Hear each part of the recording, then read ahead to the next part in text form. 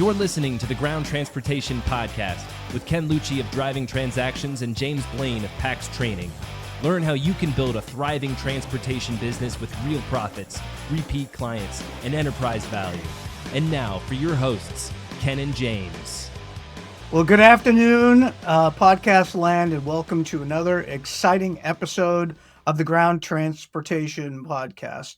I am blessed to be joined by my esteemed partner in this scenario, James Blaine from PAX Training. Hey, everybody.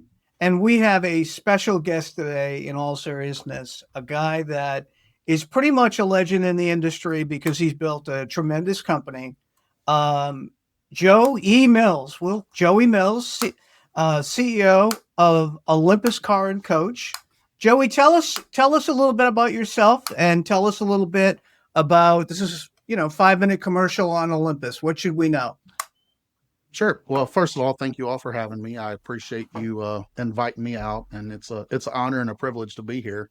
Both of you guys, I respect you significantly, and as we were talking a little bit before we started, these things are important for the industry, I think, to have people be able to not only learn, but be able to relax a little bit and hear some things from other people and know that they're not alone in this. This is the highlight of my Friday, but you are 100% right that I love the industry and I love what we do and I love going to the conferences, but I think that continuing education is all about just keeping your mind moving while instead of your head down, right? Every day doing the block and tackling, A to B, et cetera, you're mired in your business. My hope is everybody takes at least one or two nuggets out of these. And that's why, having you on is fantastic. Tell us a little bit about Olympus. Sure. How did you get involved? And the company's an older company. Yeah. So Olympus, we're based in Knoxville, Tennessee. That's kind of our headquarters. So really anywhere in East Tennessee. We also do a lot of work in the Tri-Cities area, which is Kingsport, Morristown, Bristol area. We are a multifaceted company. So we really have three main divisions of transportation. We have school buses, we have motor coaches, and we have what people think of traditionally as the black cars, sedans, SUVs, and sort of thing. So the company was actually started in 1953. Our heritage company was started in 1953. The company was originally started just as a school bus company, was called Gentry School Bus Lines. So they kind of did that for 40 years. In 1993, they bought their first motor coaches. Wow. And just so jumped for 40 in a charter, years, or what'd they do at that point, Joey? We jumped in after 40 years. They jumped in. After 40 years, let's just go. Jumping from one to another. Mixed fleet.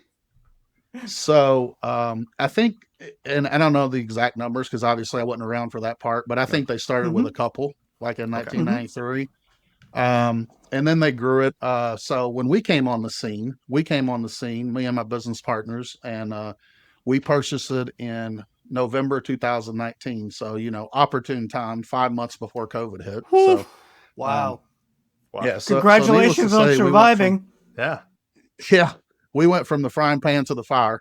Absolutely. Yep. Very quickly. Yep. So that part was challenging, but when we got it, they had 6 motor coaches, 19 school buses, and they had one SUV that the owner used as his personal transportation. It was black on black, so it fit perfect, right? So, yep. He didn't try and take that with the acquisition. He let you keep the black SUV. Well, it was an interesting acquisition. As they all are. I'll talk a little.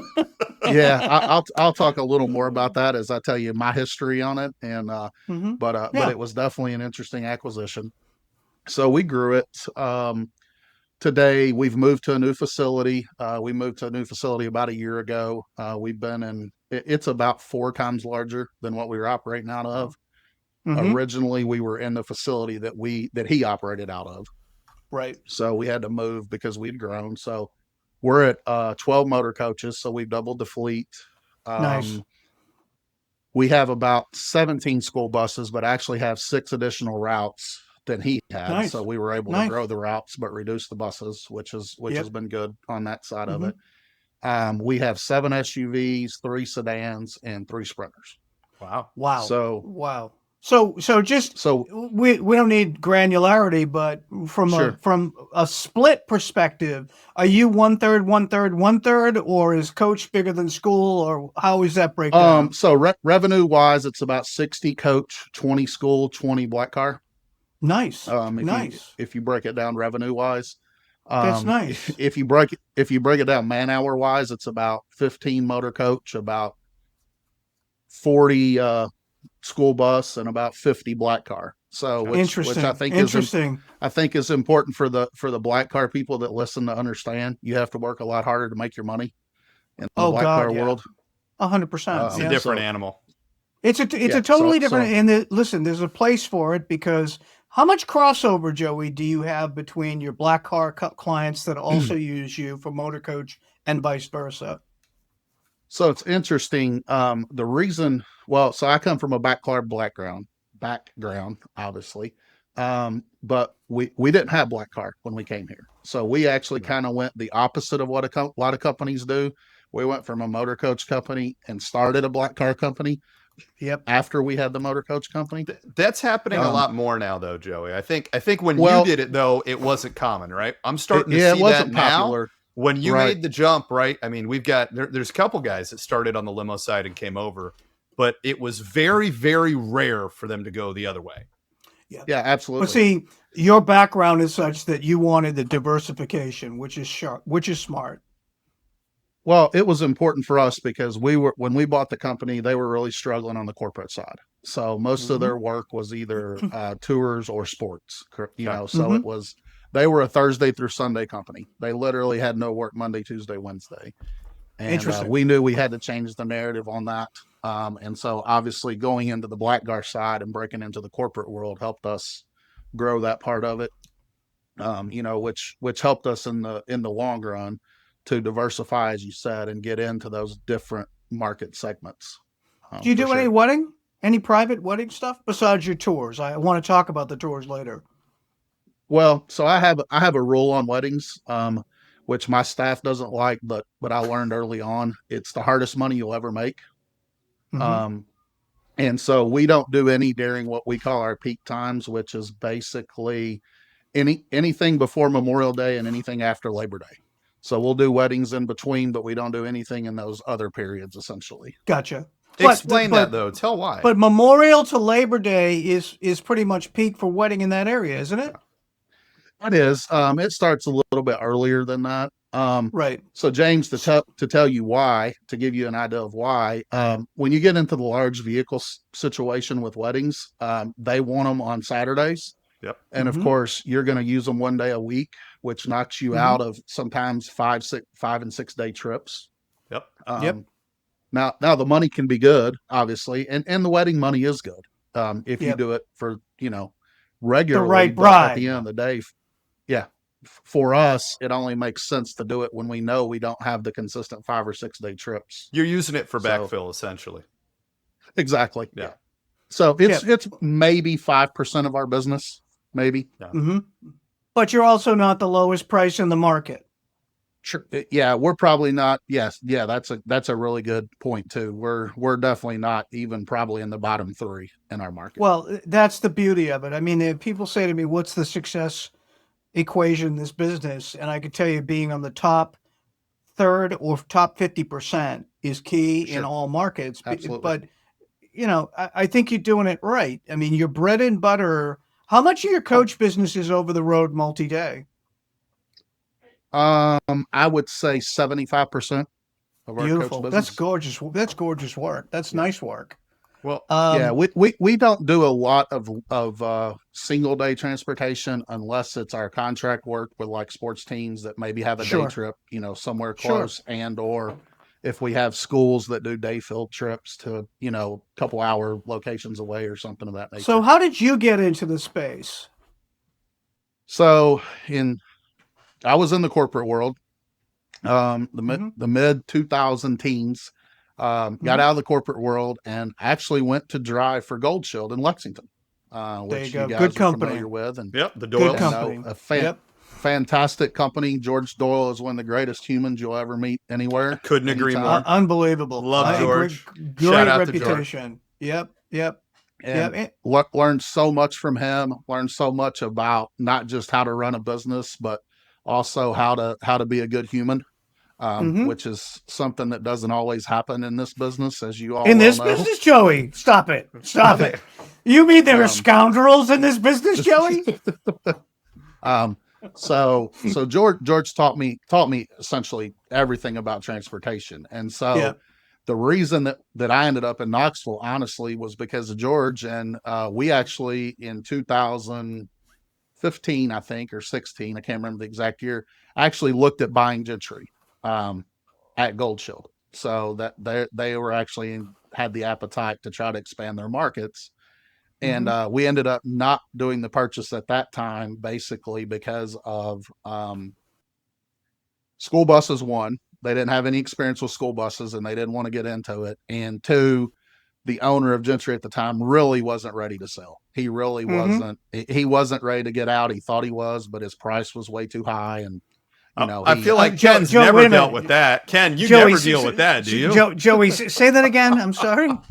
Yeah, and that's the thing is their prices are always too high, right? The seller, it always is way too high.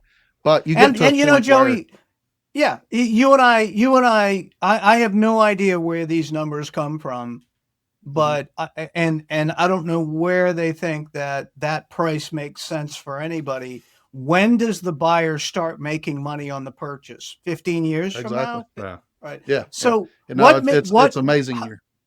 How did you succeed with Gentry then? So I think the first thing we did was get the expenses under control. So the expenses were, very high in a lot of different places. And probably the second biggest thing was we diversified the revenue streams pretty quickly, which is where the tours came in, right? There you go. They weren't doing any of those really. So we kind of found the path to least resistance to be able to produce the income the quickest. But not everybody can do the tours. Tell us how did you get started with that? So, it's interesting. The tours are an animal within themselves, of course. Sure. They're very unique. And really we classify them into three types of tours, right? So our probably most popular and least path to resistance tour are what we call whirlwinds, what some people in the business refer to as red eyes, which is essentially you pick somebody up in our case, I'll give you our example. We're in Knoxville. So our most popular whirlwind red eye is New York City. So we pick up people on Friday at 6 p.m., drive them to New York City overnight, drop them off at 8 a.m. in the morning. They stay there until 9 p.m. at night, get back on the bus, and we bring them back home. Unbelievable. So it's amazing. I mean, how many of those do you do a year? Per year, we're at probably about 18 now. And probably half of those are in December. December, it's like you can, I could probably do 50 in December if I had the equipment and the drivers and, people that wanted to do it. So as you can imagine with that type of schedule, it's very difficult on the drivers. Yeah. The drivers struggle. How many hours is that, Joey, to get to New York City? So we do a switch. Okay. Yeah, we do a driver switch. So it's actually only about 10 hours from Knoxville, but we switch about 3 hours in. So the kind of the overnight drivers, they drive about 7 hours in total. Yeah. Well within the 10-hour limit. Yeah, so the 10 hours is legal, but it's a hard drive because they're getting anything at all. Well, safety is the most important thing, and I tell people that all the time. Look, we're never going to take a trip that's going to endanger our company, or we're never going to put somebody in a situation that endangers our company. No one trip's worth it. No one client's worth it. It's just not worth it. But you're pricing in such a way that you're profitable, so you can do the switch. You can do the exactly. chase. Do you do it with how do you do you do it with a chase car, or how do you do it? Yeah, so what we do is the drivers that are going to do the overnight on Friday, they actually go up on Thursday to the location that's 3 hours out, So then they're there the day before, and they can also sleep all day, or try to get themselves into a schedule where they know they can be up all night. Yep. We drive the bus there. Then the driver that drives it on Friday will typically come back, since it's only 3 hours away in that case. Yep. And then they'll go back up on Saturday morning at like 4:30 to pick up the bus that's returning back. So there's a lot of choreographing of this, but it becomes muscle memory after you do it a few times.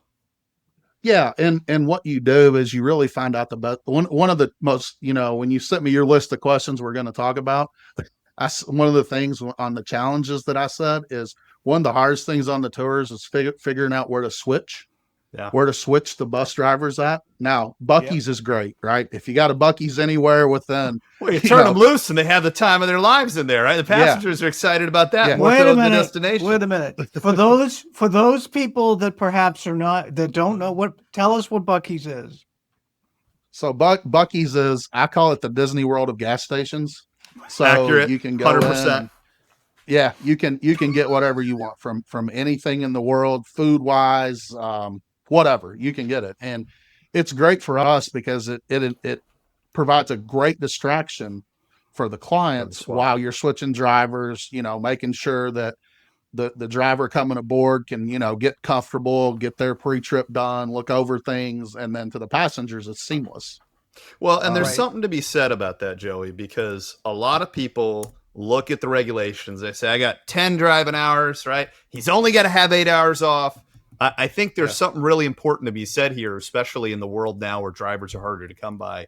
When you are we require 9 on any kind of multi-day trip, 9 hours off. Yep. That's a good policy. Which is still not enough in most cases, to be honest with you.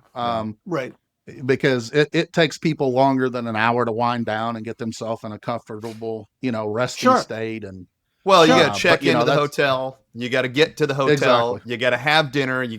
A lot of people don't realize that, hey, it's not 8 hours in bed. That's 8 hours off. So you probably need 10 hours just to get there.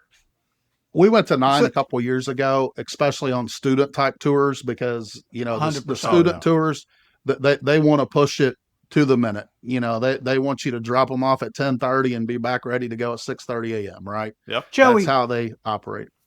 Do you work with any tour providers, meaning as a subcontractor, or are these all your own tours? So we do both. Interesting. Probably the split on that's probably about 60-40 our own versus working for other folks. Give us the pros and cons. So obviously the pros of having it as your own is you have more flexibility, right? You can, if you screw up, it's not quite as bad. You got somebody on the bus that can deal with it and talk to the person. All of our tours have a host. We call them tour hosts. So we have somebody that travels with the bus. Nice. Can I apply for that? Absolutely. Come on. We need them. It's one of our biggest challenges is finding them. I actually wrote that down. As tour host is one of our biggest challenges. So talk about the driver on the tours. Is that also a challenge? Or do the drivers like them? The whirlwind and the red eye is the only challenge. The other types of tours, day trips or multi-day tours, the drivers love them because they're some of the easiest trips, right? Because you're generally going, everywhere you're going is going to be bus friendly for the most part, right? Because it's going to be larger tourist attractions. So they cater to buses. So the driving's easier. Most motor coach operators would prefer to drive tours as opposed to sports teams or, corporate or retail type business, just because it's something, one, they know it. Like, if you go to Washington, D.C., they know all the places are going to go, right? They know, okay, we're dropping off here and there and everywhere else. And it's simple for them. It's muscle memory. So I interrupted you, but give us the benefits of your own versus the tour company. The tour company kind of hands you a manifest, right? Yeah. So the tour company, of course, there's no planning, which is great, right? You got somebody else doing it all. So you're getting a piece of paper and they're like, take me here, here, and here. And that's where you're going. So you don't have a lot of the back end work that goes into that. You obviously don't have to have a host on the bus because the tour company that's renting it for you provides that, or they have somebody on their own. I think the other thing it does for us, from a benefit standpoint, is I think it actually helps our drivers in times for us, because they'll see that we're more organized than others are. Because as you all know, drivers are sometimes fickle and have complaints and, can't be satisfied, but they're like, oh, well, we do it better than them. So maybe our people are good, right? Well, maybe we do have it together. Maybe the grass isn't greener another place. Exactly. Yeah. And so I think I think that's a hidden benefit that we don't necessarily talk about or but see. It comes down to process, right? And that goes right back to what you said about the Buckies and about sending them out there. And it's something that, hell, I preach at PAX to anybody that'll listen. The more you have process, the more you have planning, the more you have a list, the more you have something you're doing, right? The big thing you mentioned there is our drivers get to see haphazard versus we have a system, we have it laid out, we know what we're doing. And they get to see that firsthand, and it helps you. So that's a huge part of it, Joey. So talk to us about what challenges are you seeing in organizing your own tours? What's challenging about that aspect? And you obviously have to have, do you have tour specialists inside that design these tours, or what did you start when you started doing your own tours? What did that look like? Yeah, so I have a main person that devises all of our tours. So kind of our timeline on tours and how we do things. We start planning for so for example, 2026, we start planning in March of 25 for 2026. Nice. So we have a weekly sales meeting of which we discuss tours every week. We discuss other things, but that's always a major part of it. And then so our first sales meeting in March, we talk about the tours, what worked in the past. Do we want to repeat a tour? Did we not do a tour last year that we did in 24 that we didn't put on in 25, but it sold well in 24? Should we do it again? So that's kind of the preliminary discussion, right? And that's a group of 4 people. So it's me and what I would say 3 salespeople. And one is the main tour salesperson, and then the other 2 are one's inside sales and one's outside sales, essentially. So we kind of all talk about it, go from there. And then in probably mid-April, we've discussed that through and decided what our 2026 tours are going to look like. So then we start putting together pricing from if they're multi-day or single day, and we're providing attractions or we're providing food or we're providing hotels. What do those costs look like? We try to have them ready for the release the Monday after the 4th of July for the following year. That's always our goal. Wow.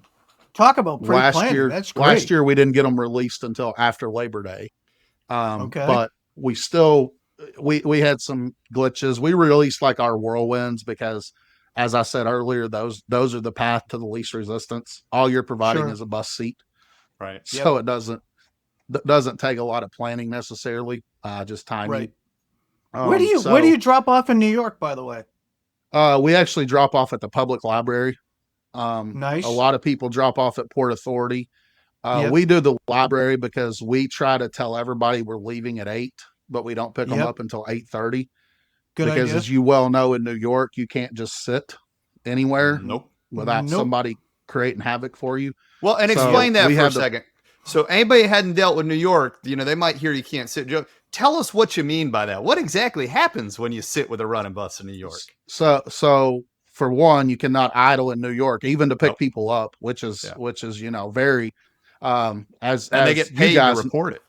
As you guys know, they actually have folks out there that will record you, and they get paid to turn you in. Yep, they get a cut of the fine. So, are you kidding? Matt Dawes is fighting those damn things all the time for a ton of my customers. Every day. Yep. But the public library they have a great outdoor seating area, and it also has those steps leading up to it, of course. So a lot of people hang out there and do last minute pictures, and of course you got to also understand, these people have literally almost been awake now for 30 hours. So most of them are exhausted, right? So they're really ready for the bus to come back at this point. So that's the reason we do them that way. But I think back to the question about the planning, I think the most important thing is to try to plan something that you think the area around you is going to want to go and appreciate. In other words, the demographic of the people you serve, where are they going to want to go? Correct. Well, and Joey, talk about how you find that too, because you've got marketplace, you got a lot of events. How do you find those locations, and then how do you figure out if the demographic's going to go for it? Well, I think part of it's experience, right? You've either done it or you've tried it and it worked. Yeah. I think the other part of it is you just pay attention to where people take vacations. Sure. It's not difficult to find those numbers to see, okay, people, one good place is airlines. Where do airlines at your local airport, especially if you're a smaller airport like Knoxville, where are their direct destinations from your airport? That's going to be some, going to be some of your most popular travel destinations are those direct flights, because obviously the airlines are saying, okay, we have the demand to go to Gulf Shores or wherever it is. And they're putting a lot of money into research too, right? Exactly. The advantage you have there, that's one of my favorite tricks was if I ever want to know where the affluent parts of a city are and I want to stop in, I start looking at things like Costco, right? Because you have these companies will spend millions of dollars to figure this out, and we can literally just go look at what they're doing. You just piggyback on what they do. And airlines track a ton of data, and contrary to what everybody thinks, airlines are not incredibly profitable. They have to micromanage their revenue. So you do the red eyes and the whirlwinds to New York. Where else do you take the red eyes and the whirlwinds? DC? We did. So we do Disney in Orlando. We do a few to Washington DC, especially in the springtime for the cherry blossoms. That's one of the big times to go there. People love to see the flowers and so forth. We do Chicago is one of our more popular ones. We do any variety of beaches. We do Panama City, Gulf Shores. People literally just want to go spend the day on the beach. And it's simple and easy for them, right? It's really cheap transportation. We charge $250 a seat. Wow. That's round trip or one way? That's round trip. Yeah. Round trip. So really that's cheap transportation. All right. Logistically, how challenging is it? Are you taking all these reservations manually? Do you have a software program to do this? How do you get efficient at doing that? Yeah. We have a software program. It's called Go Travel Odyssey. It's a decent program. Of course, there's several out there. But they allow you to book by the seat. We felt most comfortable with that one, and is the one we went with. I think one of the things not to overlook on tours that I think is important is I think as business owners too, we have a corporate responsibility to let people see things that they might not see otherwise. And I see that a little bit with like our whirlwinds, because I think talk about average, that. What wouldn't they see otherwise? What do you mean by that? What do you mean by that? So in my opinion, the average, let's say lower to middle class person that lives in East Tennessee, they would never have an opportunity to see New York City. They would never have an opportunity to experience that culture, right? But you're giving them a pretty easy, not many hurdles to jump over, ability to go spend 12 hours in a city that they would never have access to otherwise. And they'll have photos, they'll have memories, they'll take pictures in front of that they just don't have access to. Yeah, for $500, right? Which is not an insignificant amount of money, but in comparison to what they would have to spend otherwise, it's definitely something that's reasonable. But look, if you start looking at flights right now, right, unless you get a bare bones flight that's just your body on a plane, that's about as close as you're going to get to the 250. Well, even Southwest, and then you have they've rolled back, right? Southwest now wants to charge you for bags. Thank God I'm A-list, right? I still get my bag. But seriously, I mean, it's getting to the point where that's becoming increasingly more difficult. The other side of that is you got to deal with TSA, you got to deal with the airports, you got to deal with everything there, getting back and forth. For these guys to be able to come. This is easy. Yeah, you come, you get on the bus, you go there, you come back. I mean, you're giving these people opportunities they might not have otherwise. Which reminds me, where do you pick them up? In a parking lot? Where do you? Yeah. We have 2 partner locations in Knoxville that we pick up at, and then we actually have a couple of partner locations along the route. Nice. That we'll pick up at. So if we're going to New York City, they're obviously going to be east.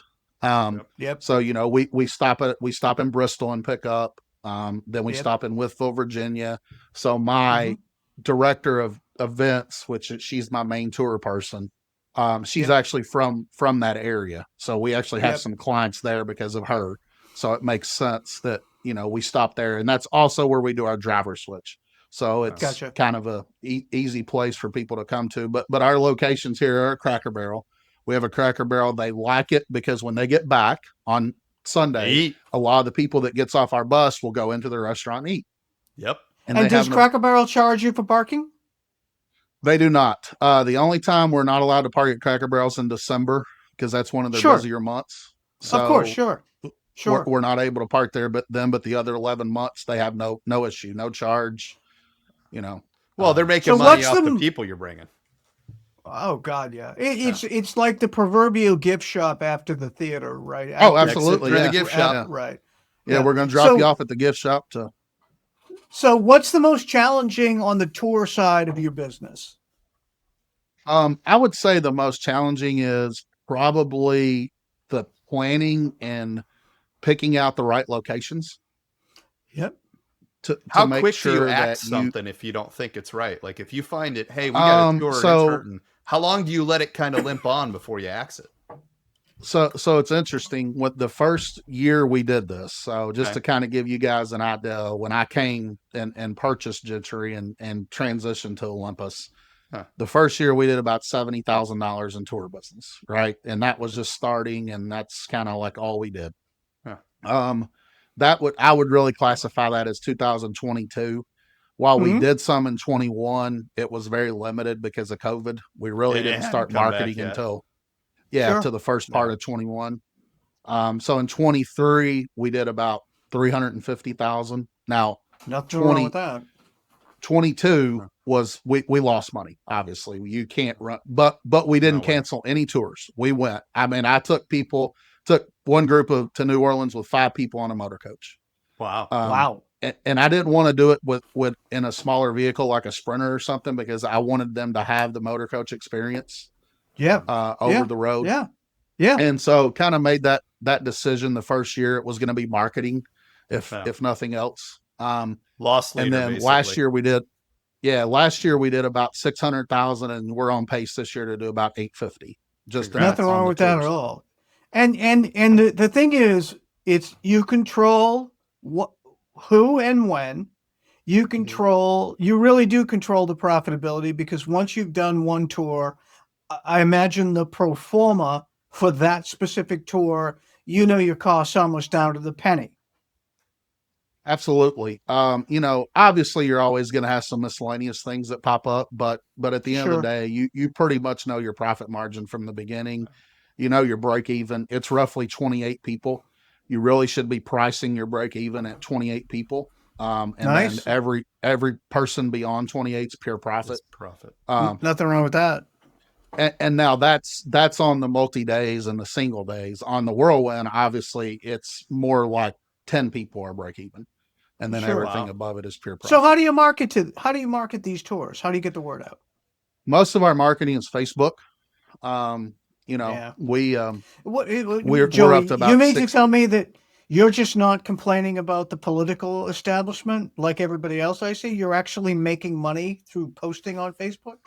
Oh yeah. Facebook is awesome. I will say Facebook, and it's funny because you kid about it, but it is the reality of what people want to do, right? And are these ads? Is this like regular post videos? I mean, everybody right now, pay per click, but how, and obviously don't give us the secret herbs and spices, but are you putting a ton of money into that or are you putting effort into that? No. So the beauty for me is I can't even tell you how it's done because I don't want to know. I'm one of these people that says, I just want to know what it tastes like. I don't know. I don't care what goes in it. So, we have a marketing company, that that we hired in 2021 to kind of rebrand us as Olympus, because obviously we bought Gentry. So that was the first step. And then they're in charge of our social media. You know, they're the former makeup of Curtis Gabriel. I don't know what their current acronym, conversion. Yep. So they've been great. They've been wonderful to work with. Obviously they're from England, so we had a little bit. So it's a funny story. We had a little bit of a hiccup when we first started. We wanted them to market to identify us to our region, right? You guys have been to East Tennessee, so you know what East Tennessee region is made up of. Yes, we are you going to tell me they had a thick English accent broadcasting your ads out there? Well, not necessarily the accent, but they sent us a video to release with an Arab driver. And I was that's not going to work for us. Well, it's not your market. Yeah, it's not our market. So, but I mean, they've been great. They've listened to us. You know, some people, I think, and this comes through my conversations with people in the industry and like 20 group I'm in and whatnot, is, you know, some people have been dissatisfied with it, but I think it's like anything, you got to define the goal that you want out of it. And then you got to manage toward that goal. And so I think a lot of people, like with any marketing agency, just like say, "Oh, I'm hiring you, make me look good." Well, still have you listen. You just hit upon something. You just hit upon something, because Simon Curtis is one of my favorite people. I talk to him all the time. Now that he's part of Convergence, you know, truth be told, I kind of helped him with that deal when he did that acquisition, or excuse me, when they acquired him.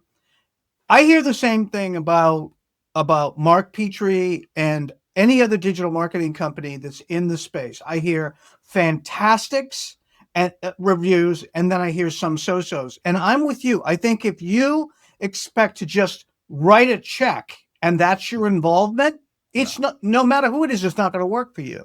Never going to work. Yeah, it's never going to work. And that's what I get out of people when they come to me and they're like, "Now you always talk great about them, but we've had this, and this." And I'm like, "Okay, are you talking to them regularly? Are you telling them what you're looking for? Are you telling them this is what I want out of it in the long run?"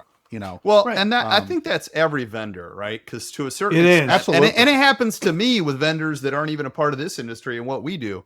I think one of the things that people forget is getting a vendor is a little bit like hiring. You have to have a culture fit. You have to have a partnership type relationship. Look, there's people out there that would probably tell you, "Hey, you know, we tried PAX and it didn't work." And I can tell you right now, I've had people come to us, not put anybody on it, not do anything with it, and then go, "Well, we thought we were going to buy it. It would magically work." Now, that said, are we for everyone? No. My goal is to work with people in top percent. But I can tell you right now, I have vendors that I use where it's not a culture fit, or we're not this, you know what I mean? It's, you got to find people that fit with what you're trying to do. Especially with digital marketing, More so. And listen, we can pick a dozen companies and people that have been through this industry. You know, I'll just call it waving $100 bill through a trailer park, meaning they just slip into the business. They take out a few $100,000 and they do nothing. Yeah. But I will share with you. You are right, Joey. They've got some very sticky clients, some great clients that love them. And with digital marketing and SEO and PPC, it is the devil is in the detail. Yeah. It is tracking return on investment. It is what is our goal and objective of this. And none of it is magic. It takes a lot of work. But listen, in your case, the proof is in the pudding, because that's one of the primary ways that you generate tour business, correct? That's absolutely. Yeah. Yeah. And I think other business. I think we've had a bleed over. Our tour business has bled over into. So I can give you an example.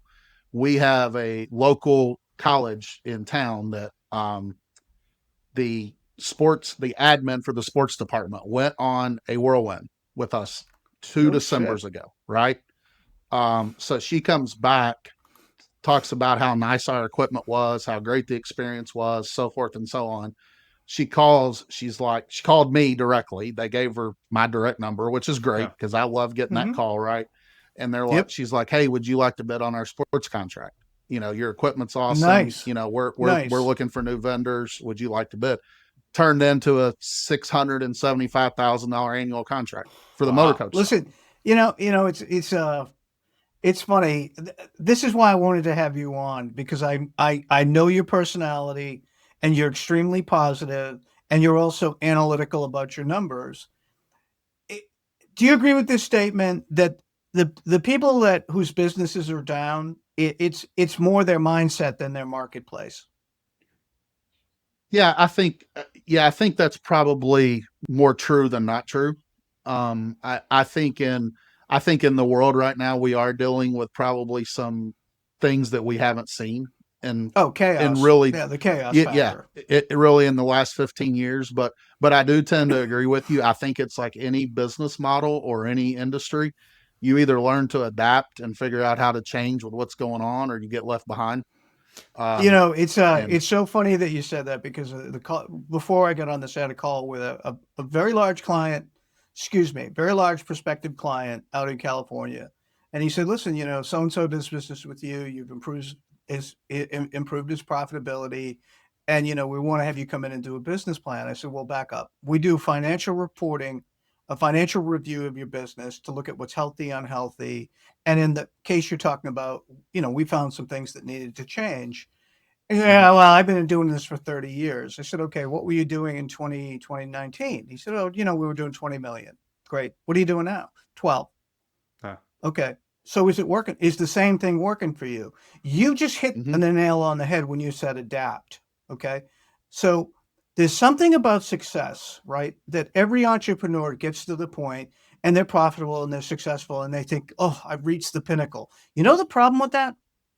It's a bitch to get up to that mountain, but it's also really difficult to stay up on that point, right? Because to me, the worst part of being an entrepreneur is when you get too comfortable, you get too complacent, and then it's what I call omniscient thinking.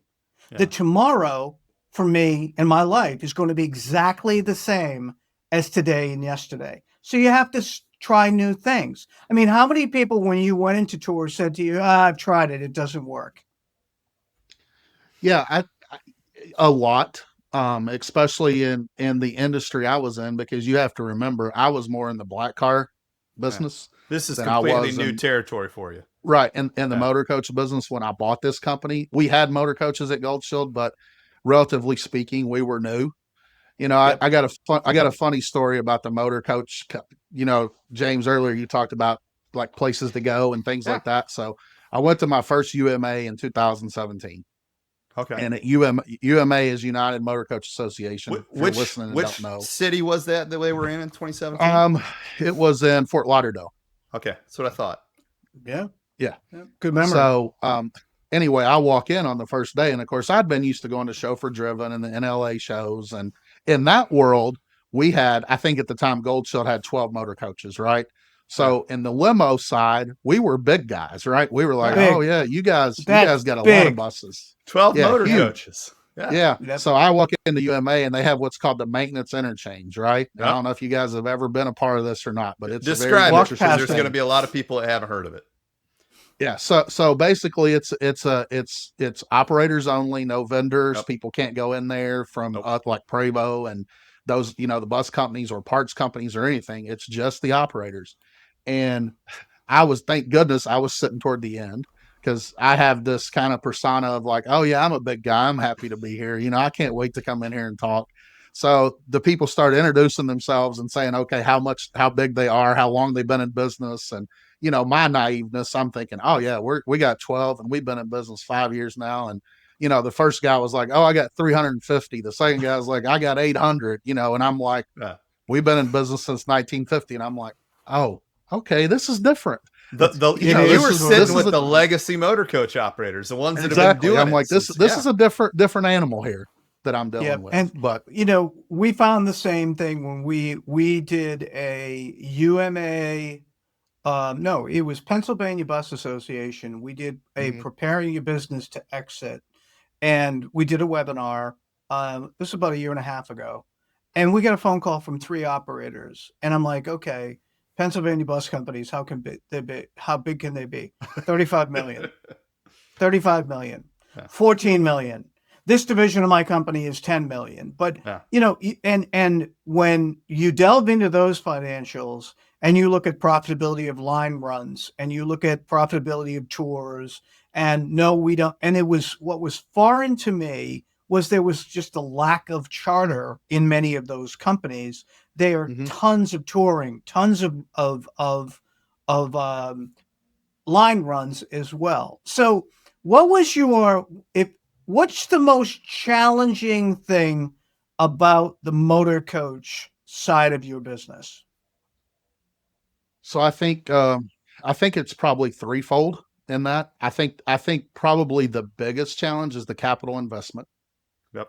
Absolutely. Especially when you're talking people from the limo business, right?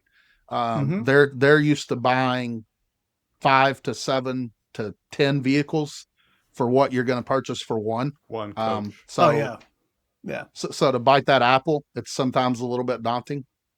I think probably the second is trying to run it like you run a limo business. For me, that was one of the most challenging things because one of the things that was hard for me when I came to Knoxville and bought this company was realizing how I could utilize my school buses, because I was very hesitant to send my school bus to a wedding, right?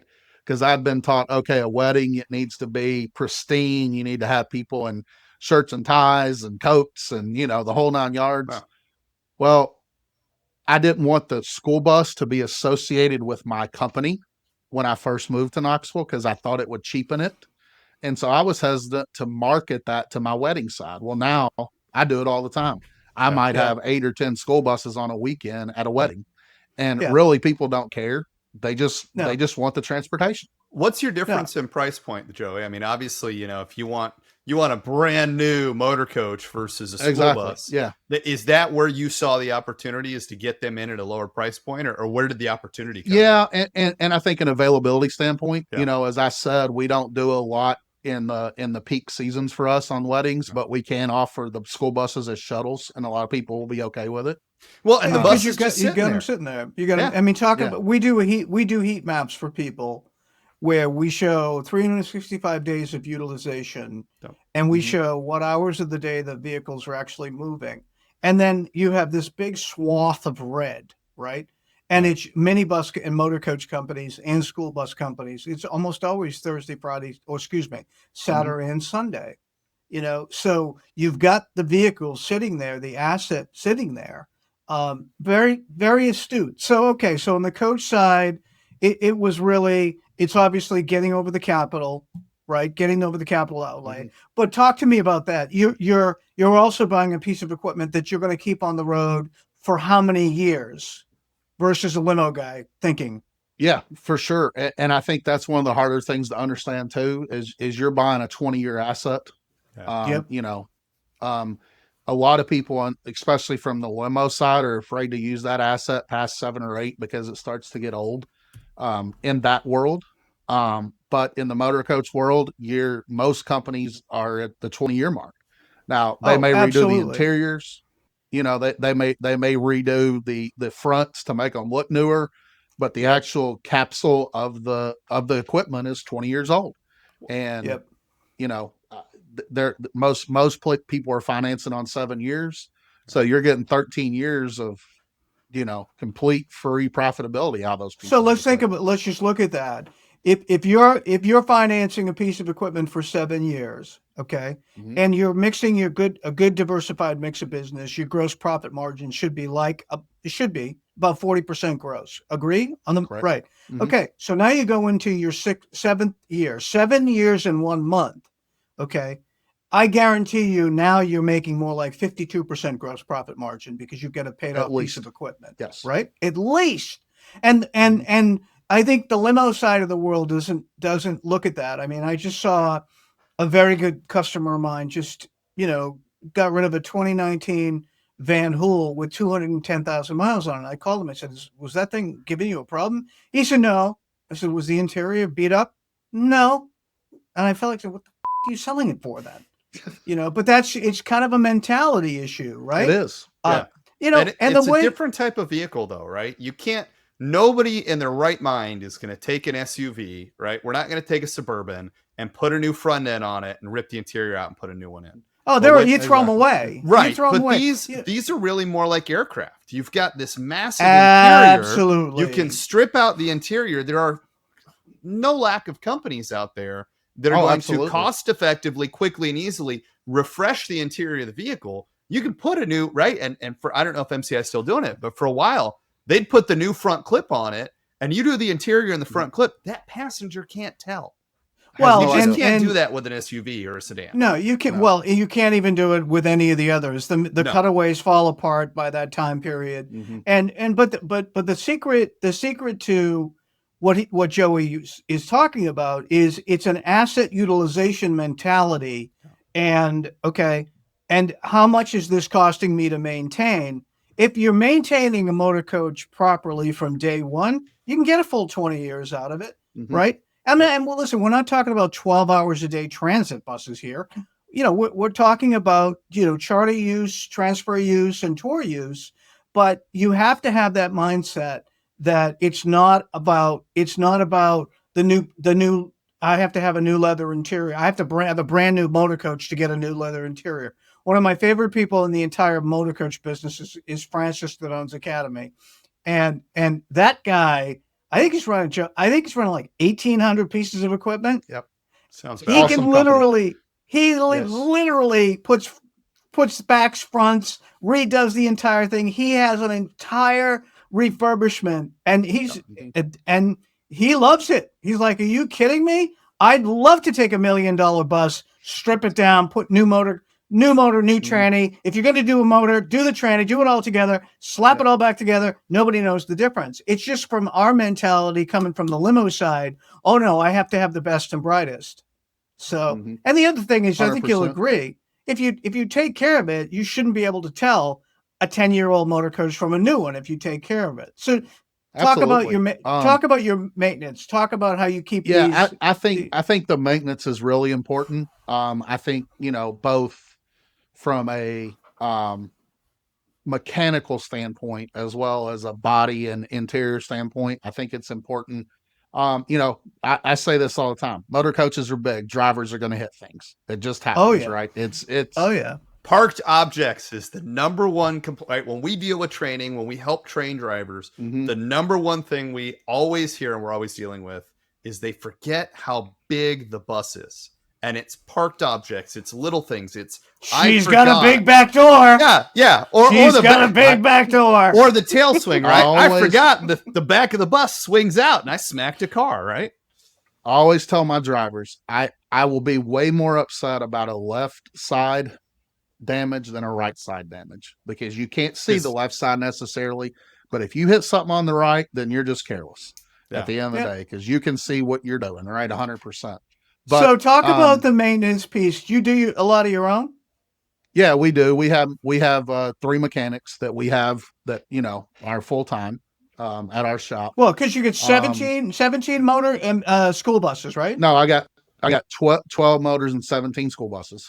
So 17 and 12, 29 large 29 units plus vehicles. The small stuff. Yeah, absolutely. So they're busy. They're busy. Yeah. But it's important to have that because, as you all well know, one breakdown on the road, your profitability is completely gone. Well, and you've got to have people you can call on the road too. Exactly. That's probably the third most challenging thing that you asked me that I didn't get to, but that would be my number 3 is when you have a breakdown in a motor coach, it's so much different than dealing with a breakdown in an SUV that's, 15 minutes from your shop or whatever that you can get something else too. When you're on the road and as we all know in the business, the breakdowns only happen at 3 a.m. on Saturday morning, or holiday weekend. There's little timers in every piece of equipment that are set to the worst possible time. It's 4 a.m. I'm going to break, That's how it works. And one of the most So how do you manage that? Well, one of the most important things I would tell you is this. One, the driver immediately needs to start managing it from a client standpoint, right? That might be the most important thing of all of this is to manage it, be honest, even if honest is bad. Give you an example. I had a whirlwind coming back from New York City about 3 years ago now. The breakdown happened about 3:30. The driver calls me, "Hey, I've thrown a belt. I think the alternator's, got a problem. What can I do?" I said, "Well, here's the deal.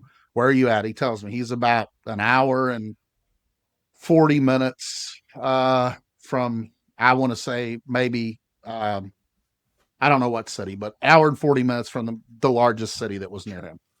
And I said, "Look, it's probably going to be 10 o'clock before I get a bus there. I'm just being honest with you right now. Like, it's a Sunday morning, right? I'm probably not going to get him." And I knew I couldn't get a mechanic to fix it on the side of the road. So I knew a bus was my only option. I said, "So you need to tell the passengers it's going to be 10 a.m. They need to get comfortable." Now, he was able to get it off the road. They were at like a rest area kind of thing. And he's like, "That's 6 hours." I said, "But be honest, because if you're not honest, this is going to go in the wrong direction." He goes and tells the passengers it's going to be 2 to 3 hours. No. So Ouch. we get the bus there at 9:40 a.m. Right? I was able to finally get a bus, get somebody there at 9:40 a.m. Which would have been earlier than expected, right? Exactly. He would have had good news. If he would have I told you it was this, and I got it there early. But no, now we're late. Yeah, if he would have just followed instructions. But I think that's one of the first keys, is to make sure you're planning that, right? Yeah. Yep. Then I think having good partners that you can call on the road, which is one reason I think the shows are really important. Yeah. The UMAs, the ABAs, the chauffeur driven. To me, that's the most important part of those shows, is making that connection. Because I tell people all the time, if you call me and I don't know you at 3 a.m., I'm probably going to do everything I can, but I may not go that extra mile. Well, but the time to make a friend is before you need a friend, right? Exactly. Right. But if you call me at 3 a.m., and we sat in a bar and had a couple beers, then I'm going to be much more likely to be like, "Okay, let me move heaven and earth to make sure I take care of this person," right? And that the motor coach side of the ground transportation industry is a hell of a lot more congenial. Am I right? Absolutely. It definitely is. But I will say this about the motor coach side as opposed to the livery side. The motor coach side is also 5 o'clock on Friday, we're closed. Yeah. Yep. It's not a 24-hour business. Yeah. Yeah. And we open again at 9 a.m. on Monday morning. So unless you have those relationships that you can call somebody's cell phone, or you can get on Facebook and send a message and say, "Hey, so-and-so, I'm near you. I'm broke down. Do you have anything? If not, please tell me who I can call," or whatever. So as we wrap this up, that's critically important as a good takeoff. What's your advice to a chauffeured guy who's been in the business for a while, who wants to get into the motor coach space? And I'm going to tell you, I've had more, the last 6-8 weeks, I've had more operators call me saying, "You need to sell my business because my insurance just quadrupled." I'm not lying, quadrupled. Oh yeah. I can imagine.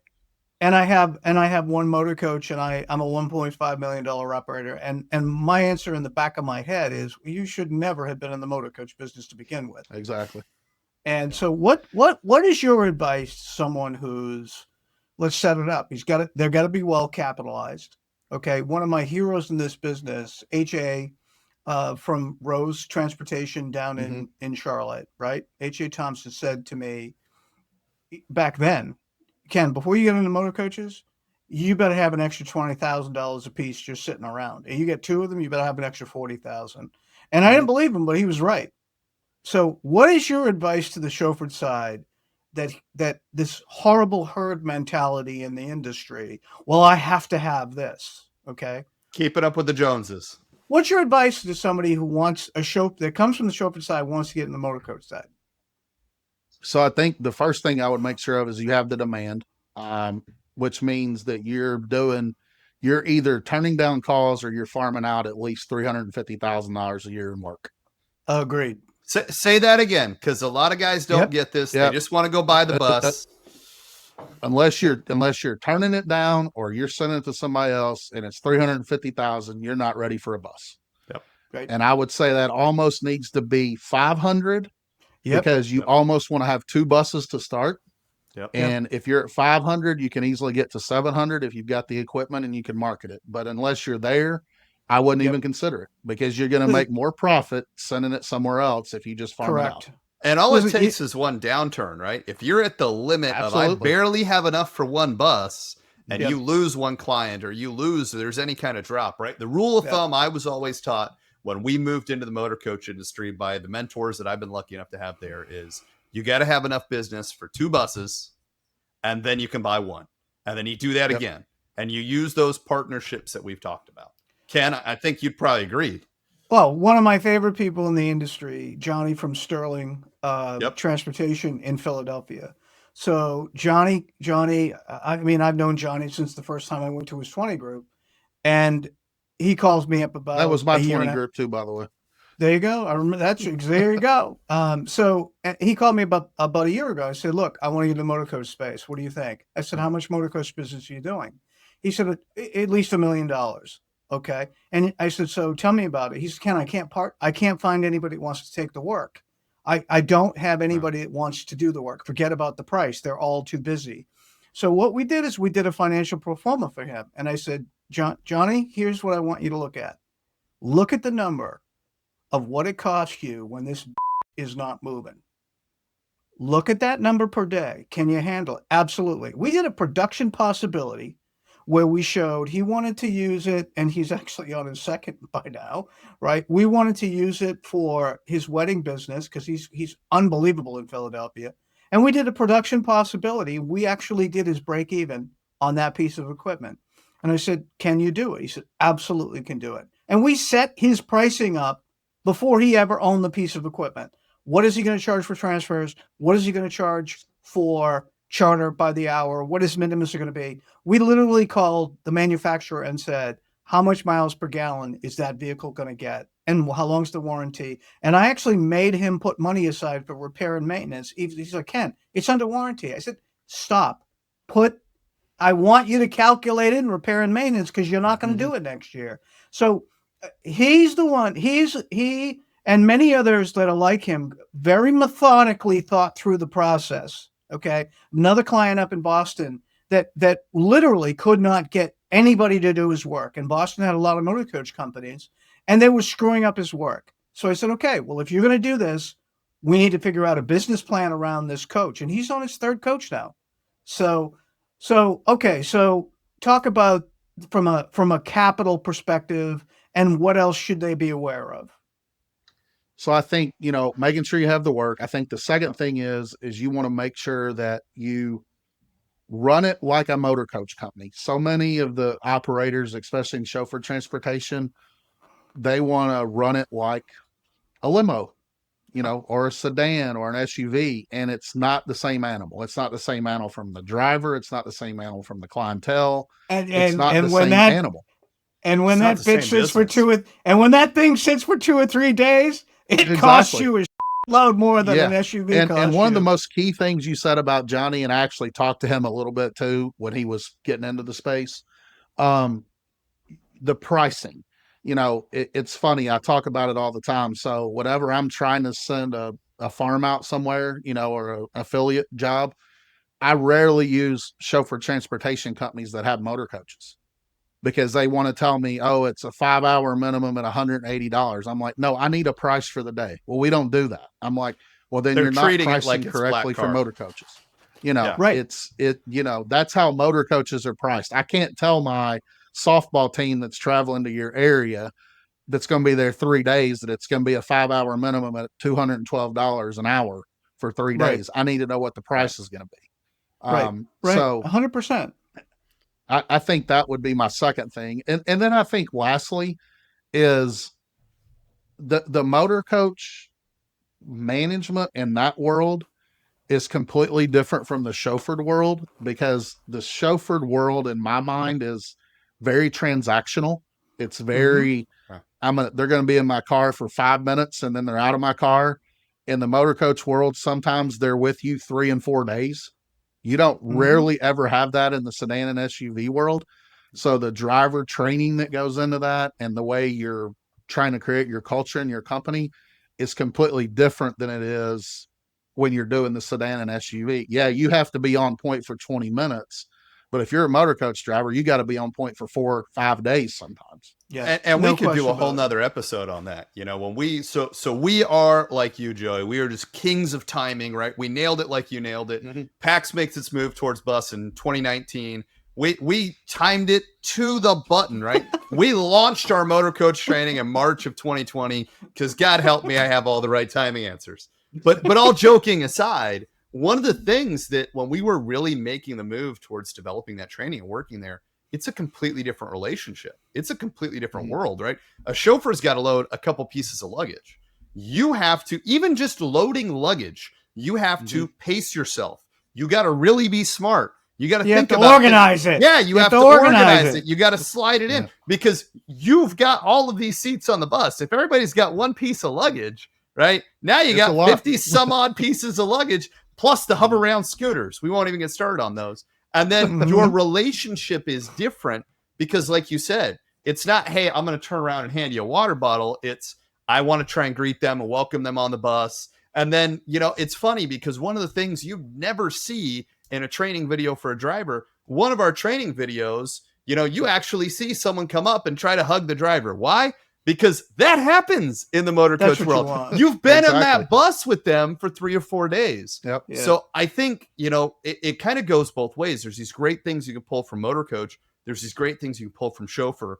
But Joey, I think as we kind of bring this to a close, you couldn't have outlined any better that you have to understand that these businesses are fundamentally different, even though they're somewhat the 100%. same.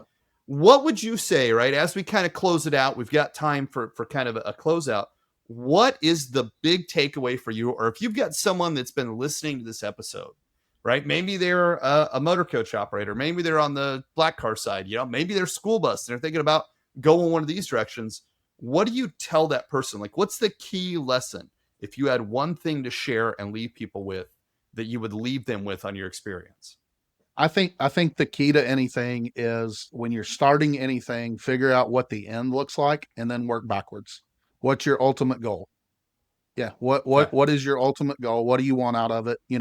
I want to start motor coaches. Do I want 20? I want to start black car. Do I want 10? Or do I want a revenue number? Or do I want a bottom line number? What is my goal?